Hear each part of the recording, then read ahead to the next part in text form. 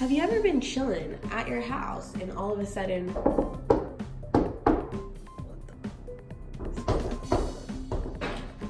hello? Oh, hey, just running around meeting all the friendly neighbors. I'm doing this huge communications contest. Has anybody bugged you yet? No, I don't think so. Where did you come? Thanks for hiding. Basically, I gotta go around meeting people, learning about cool jobs and careers, and get 30,000 points. Once I'm the first to get 30,000 points, I win a trip to Cancun. Have you ever been? Well, do you like chicken? Grab a wing, let's go. No, do you have a corner of a table I could borrow? My desk came without legs.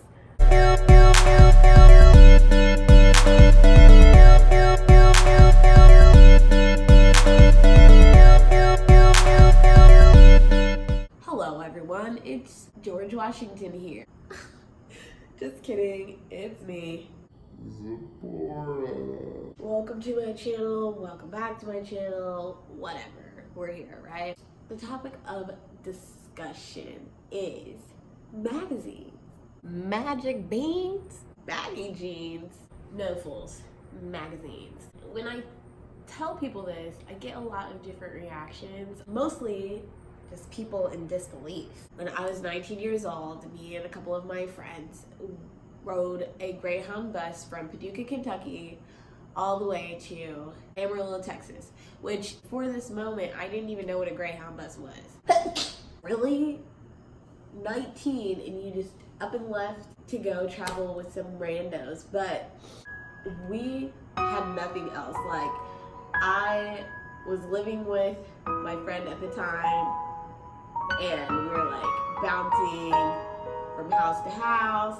Like, we really didn't have an other option. Room and board was free. Like, you're free to travel. Like, you get paid cash every day. Just so you guys don't think I'm completely, stupid. The first time that they discussed this with me, I was like, no, nope, y'all are dumb. Who in their right mind would ever do that? But then after we got kicked out of the second place that we were staying, and we kind of didn't know where we were gonna sleep or whatever, it was looking a little bit better and better. So we freaking packed our stuff and headed out. Did Carson break my freaking chair? Are you kidding me? Anyway, and it was a long trip. I don't remember how long it took us to get there, but it was at least a day and a half. If you've never rode the Greyhound before, it can be very overwhelming, and you don't just go straight to your destination. Like, you have to go here first and wait a little while, or there. Like, you get layovers. Like, we had a 6-hour layover in Memphis, Tennessee, where the most dangerous Greyhound bus station was located. Like, and it was in the middle of the night. Like, it's pitch black dark outside, and they were like, do not leave. Like, it's not safe. Okay, this is a disclaimer out here. There were many different magazine cultures, we'll say. Okay, so my opinion and what I lived through was different than what, somebody else may have been through. It wasn't all about the money for me. I was out there for the lifestyle, and for, I was getting paid to go out and talk to people. And at a certain point, I actually really loved doing that. Not all the time, but for the most part, I really did enjoy what I was doing. Some people go to college. I went and traveled the country for 2.5 years selling magazines with people I didn't know. The first question that I get asked the most is, what kind of magazines were you selling? Sports, decorating, golf, cars, motorcycles, all kinds of stuff. Another question that I get is, like, where did you go? Let me just name some states. I have been to Indiana, obviously, Illinois, Ohio, Kentucky, Tennessee, Georgia, Alabama, Arkansas, Florida, North and South Carolina, Virginia, Texas, Wyoming, Colorado, New Mexico, Nevada, Oregon, California, Washington, South Dakota, Nebraska, Arizona, Missouri, Minnesota, Arkansas, Oklahoma. I've been to, I want to say like 30, 35 states. 2.5 years, we were in a different state, maybe every couple of weeks. Sometimes we would revisit states, like Texas. We were always in Texas. Like, you know, just places that we did exceptionally good in. We would go more than, you know, the rest. We traveled from state to state. We stayed in hotels and lived out of suitcases. Traveled in Suburbans, mostly not freaking creeper vans like they try to portray us as. I mean, yeah, there was some 18 packs or whatever, but I'm pretty sure I saw like 2 or 3 my entire time on the road. So, breaking stereotypes. You can fit a lot of people in there. They're like discreet or whatever. Can be stylish, can be cool. Boom, boom, boom. So we just traveled like that, groups of us.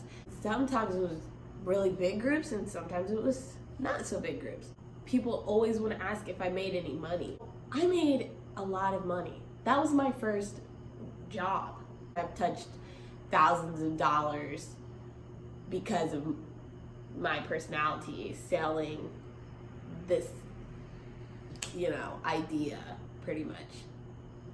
Because unfortunately, not everybody who ordered magazines got their magazines, but that's another story. Okay, that's for episode whatever down the line, okay? But anyways, I digress. But there were days where I didn't make any money. And just like any other sales job, it's what you put into it. If you go out there, you're being lazy and you don't talk to people, you're not gonna make any money. I mean, there were days where I did that and I'd like slip, trip, and fall into a really awesome person, you know, just wanted to give somebody money. Because there are people like that, believe it or not. Believe it or not, okay? America.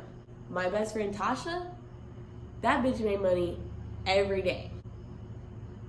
I didn't really care all the time. I was out there living my life. That was my first experience, like not having parents around. Like we had no bills. We didn't have to pay for gas in the car. Like all of that was, you know, was a percentage taken out of the money that we brought to them. It was like traveling rock stars without a band. There are probably people that I sold to that still remember me, but unless I saw them, and maybe if I did see them, I would not remember them. And that's because I literally talked to thousands of people. People come to our country to live from other countries. So there's people all across the world, all across the country that I spoke with. People in California are conditioned to think differently than people from Indiana.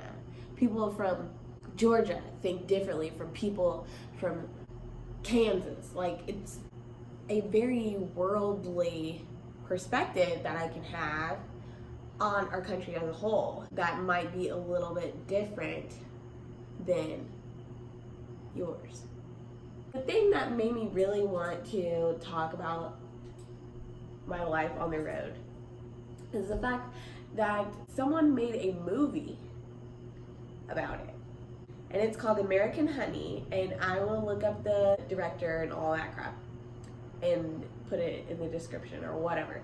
But I believe it was a woman, and Shia LaBeouf was even in it. Like, it was like, you know, it was a thing. And it was 3 hours worth of footage capturing the stereotype of magazines. You might get the cops called on you in a fancier neighborhood just for being there, let alone being dressed the way they were dressed. He had a gun on him. No, he had a gun on him, and they're running from door to door, like tackling each other in the lawn, the front lawn. Like, come on, that is not realistic at all. What else happened? Oh yeah, she saw this car full of old men and got in there with them. Like, really? Okay, maybe there's people who have done that and would do that, whatever, but no. Like, magazines is pretty normal. Like, you just talk to normal people all day who, you know, work normal jobs and do their thing. And you talk to them like you're a normal human being. You don't make it awkward and, like, be weird. I mean, maybe you be weird. I mean, if you're like me, I would have my customers like just like when I talk to people that I know. It didn't capture what it was really like to be on the road. And that's why I'm so passionate about this series on my channel, because I lived that. Like, that's a huge part of my life. I have members, my soul family that I traveled with, that I will love and care about for the rest of my life. No one will ever understand unless they did it, but I want to make sure that we are being portrayed in a light that is accurate. When you Google magazine crews, like, obviously you only hear the horror stories, like people got left on the side of the road, nowhere, no phone, no money, no clothes, and of course that might have happened to me, but that's for another episode. Alright, thank you guys for watching my video. I hope you enjoyed this little intro to one of the most influential times in my life. I can't wait to share some crazy stories and some of my friends and experiences with you guys during this series. So stay tuned, because there's so much more for me to tell you.